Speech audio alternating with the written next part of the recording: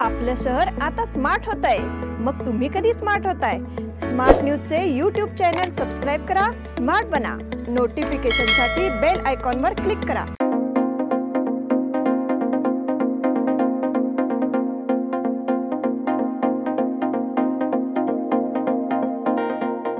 नमस्कार, मी ओंकार अंगडी। स्मार्ट न्यूजच्या आजच्या बुलेटिनमध्ये आपलं स्वागत आहे। तर सर्वप्रथम ठळक घडामोडींवर।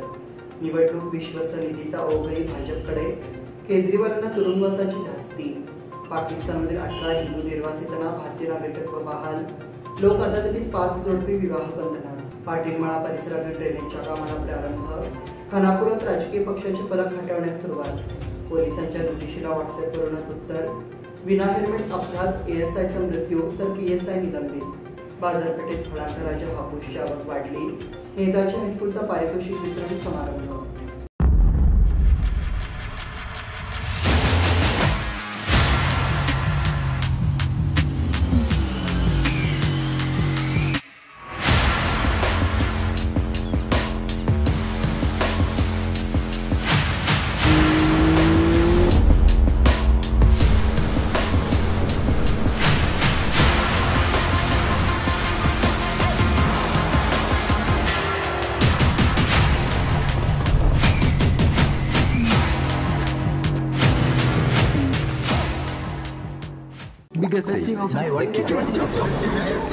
या सगळ्या ऑफर्स मध्ये बेस्ट प्राइस भेटणार याची काय गॅरंटी?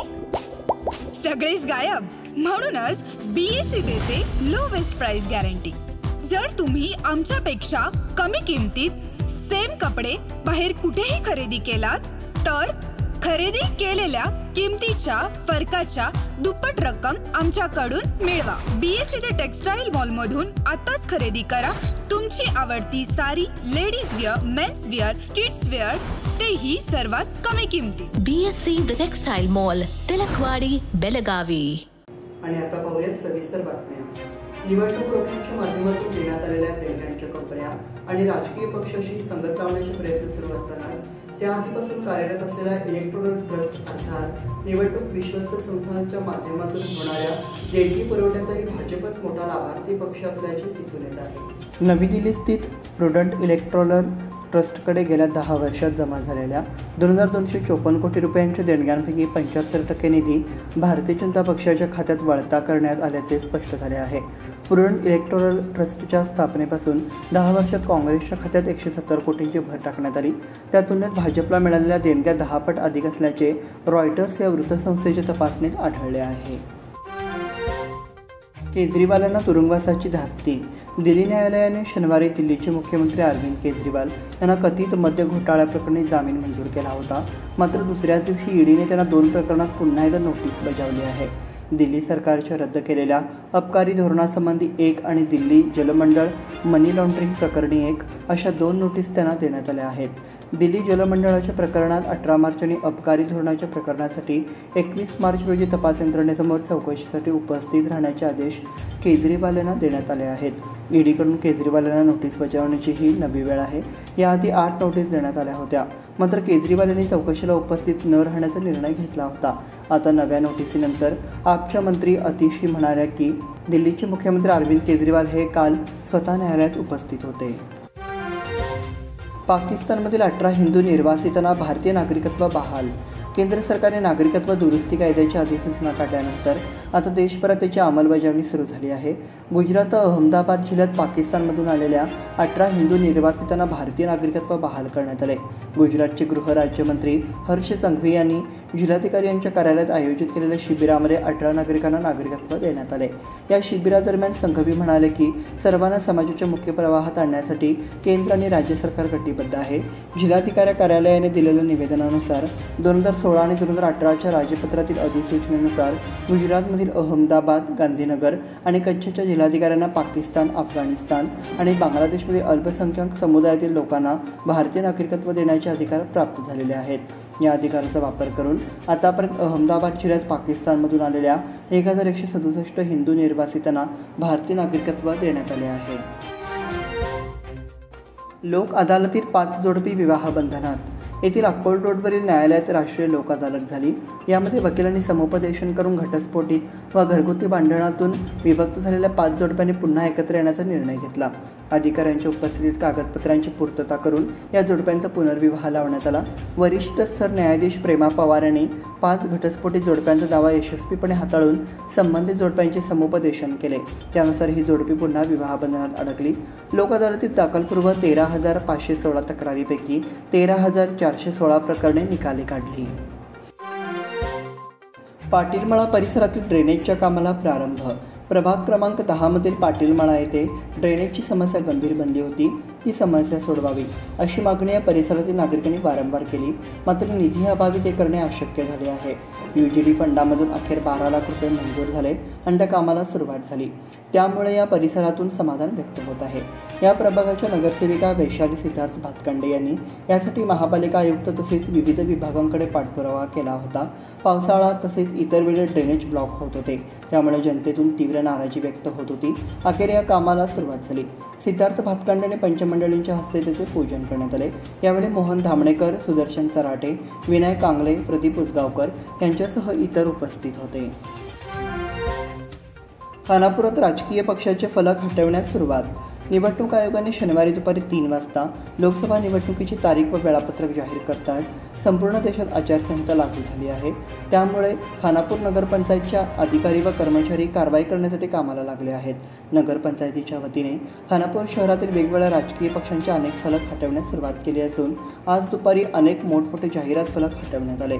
यावेळी नगरपंचायतीचे अधिकारी SR पाटील, प्रेमानंद नाईक, राजीव जांबोटे यांच्या उपस्थितीत कर्मचारी वर्ग जाहिरात फलक हटवत आहे। पोलिसांच्या नोटिशीला व्हॉट्सॲपवरूनच उत्तर। चंदगड पोलिसांनी महाराष्ट्र किसान समितीच्या कार्यकर्त्यांना व्हॉट्सॲपवरून नोटीस बजावण्यात आली होती। त्यामुळे माजी नगरसेवक नेताजी जाधव आणि इतर कार्यकर्त्यांनी व्हॉट्सॲपवरून चंदगड पोलिसांना उत्तर पाठवले आहे। त्यामुळे हा विषय चर्चेचा ठरला आहे।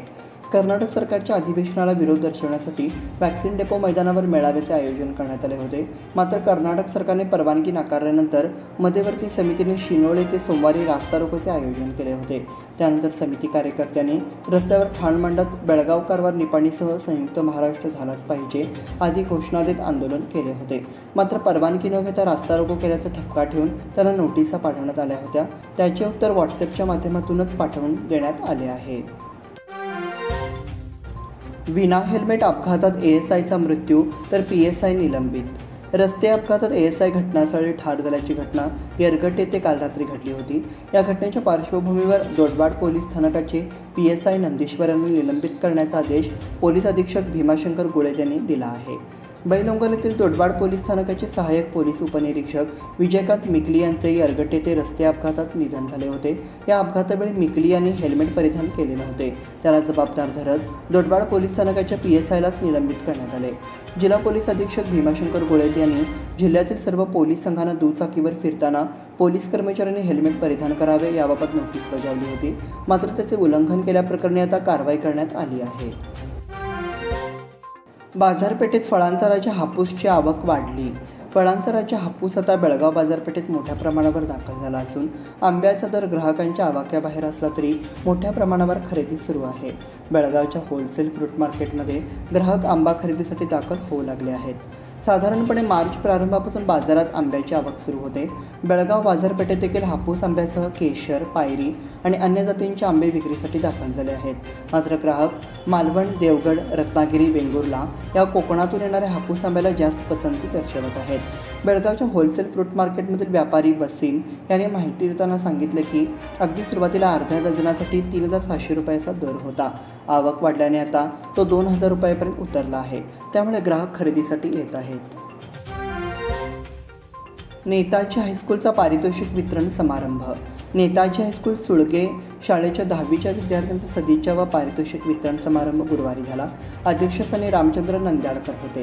प्रमुख अतिथी BB Patil, PG Patil, NR Patil, ST Patil, Bhaurao होनगेकर यांनी दीप प्रज्वलन केले। महात्मा ज्योतिबा फुले प्रतिमा पूजन PY कामती यांनी केले। मुख्याध्यापक TY भोगण यांनी प्रास्ताविक केले। प्रमुख वक्ते PG Patil, ST Patil, BB Patil यांनी मार्गदर्शन केले। या बुलेटिनमध्ये वेळ झाली छोट्याशा विश्रांतीची। पाहत राहा स्मार्ट न्यूज।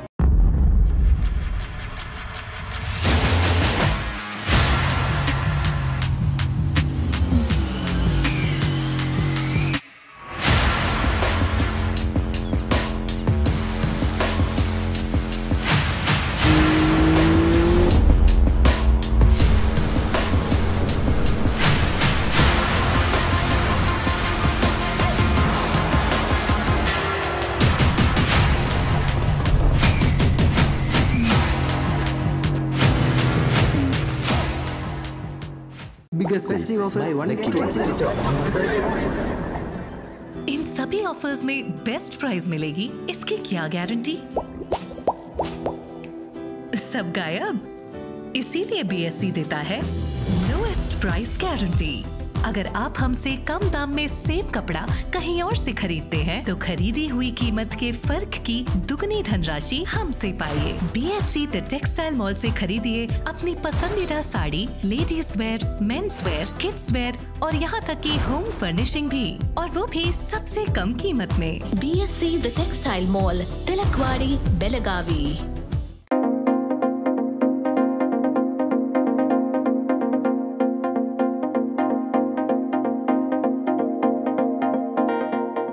विश्रांतीनंतर पुन्हा एकदा आपलं स्वागत. मुख्यमंत्री एकनाथ शिंदे यांनी बेळगाव आणि बिदरच्या सीमा भागासाठी विशेष निधीची तरतूद केली आहे. लोकसभा निवडणुका जाहीर होण्यापूर्वी काल शनिवारी राज्य सरकारकडून विविध बहुउद्देशीय सेवाभावी संस्था आणि ट्रस्ट यांना एकूण 2 कोटींचा निधी मंजूर केला आहे. यामध्ये बेळगाव बिदरमधील संस्थांनाही निधी मंजूर करण्यात आला आहे. महाराष्ट्र सरकारकडून 25 लाख रुपये महाराष्ट्र सांस्कृतिक भवन बांधण्यासाठी निपाणी येथे, बेळगावसाठी 25 लाख रुपये मंजूर केले आहेत. येळ्ळूर केएलईला डायलिसिस मशीन भेट. ICICI बँकेतर्फे येळ्ळूर केएलईला 2 डायलिसिस मशीन भेटीदाखल देण्यात आली. ICICI बँकेचे विभागीय प्रमुख अब्दुल अजीज यांनी येळ्ळूर केएलईने आतापर्यंत केलेल्या कामाचे कौतुक केले.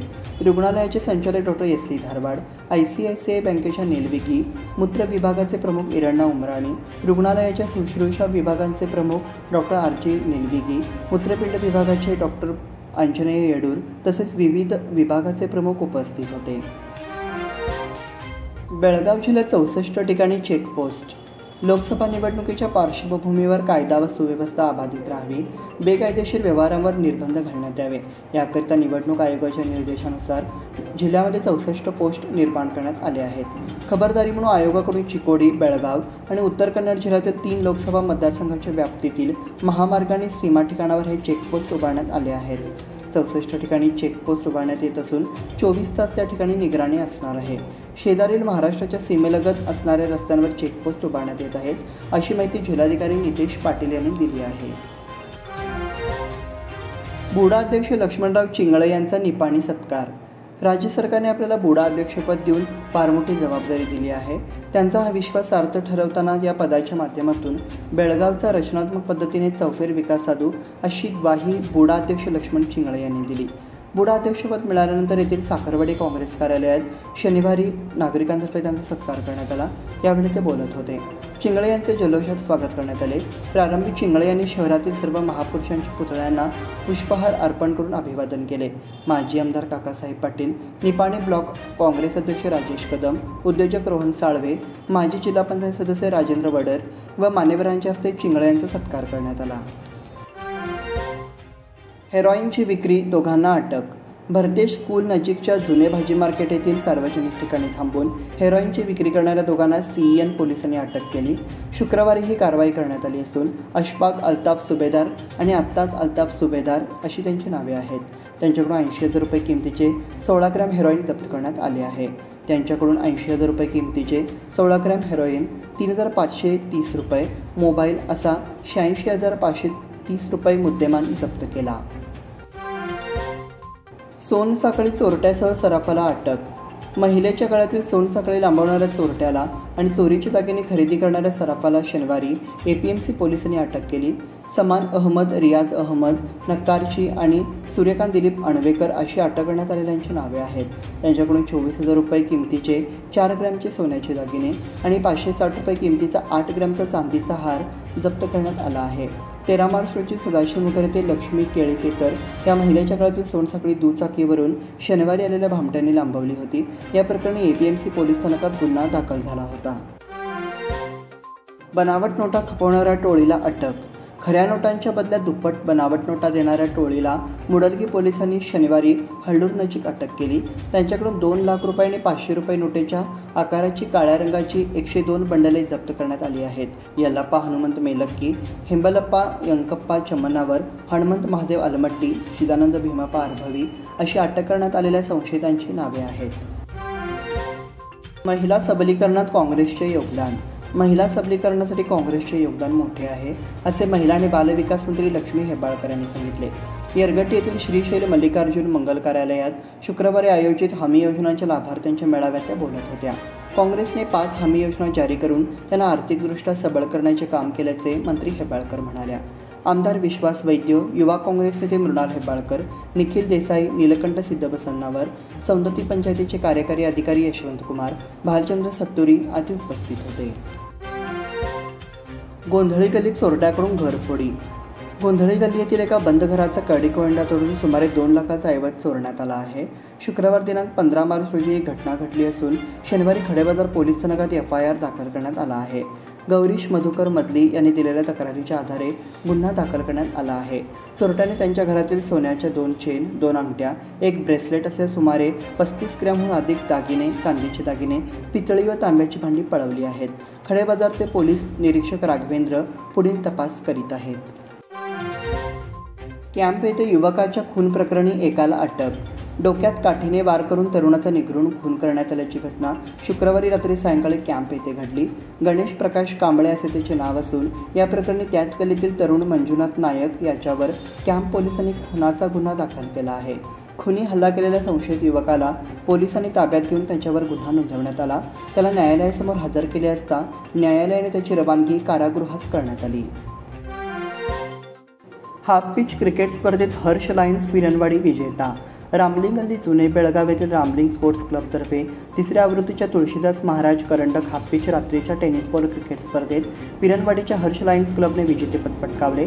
या संघाने न्यू NCC मलिकवाड संघाचा पराभव करत करंडकासह 1 लाख रुपयाचे बक्षीस मिळविले. स्पर्धेत मालिकावीर अक्षय कुन्नुरी, उत्कृष्ट फलंदाज व उत्कृष्ट गोलंदाज महारूप बेटगिरी ठरले.